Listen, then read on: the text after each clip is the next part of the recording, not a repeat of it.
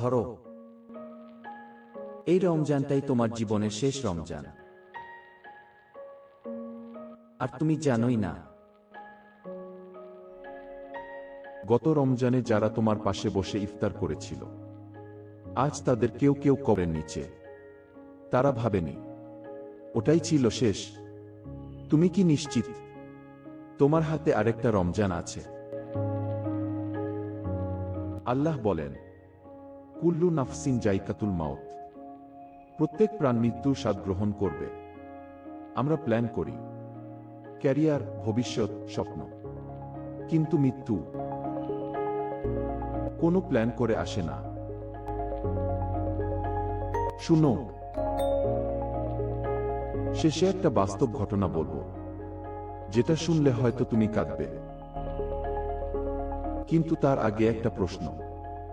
যদি আজ রাতেই মালাকুল মউত তোমার দরজায় দাঁড়ায়, তুমি কি প্রস্তুত? কবরের প্রথম রাত, অন্ধকার, নিঃসঙ্গ। সেই রাতে কেউ থাকবে না, না বন্ধু, না ফলোয়ার, না টাকা, শুধু আমল, শুধু সেই সিজদা যেটা তুমি পিছিয়ে দিয়েছিলে।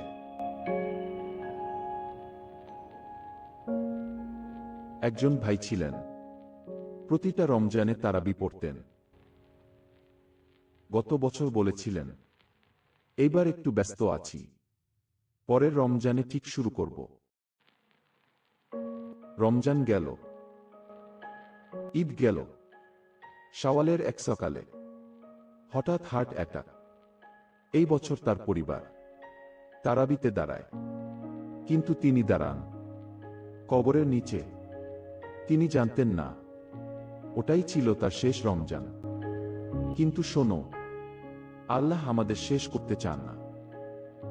তিনি সুযোগ দেন। তিনি বলেন, হে আমার বান্দারা, যারা নিজেদের উপর জুলুম করেছ, আল্লাহর রহমত থেকে নিরাশ হয়ো না।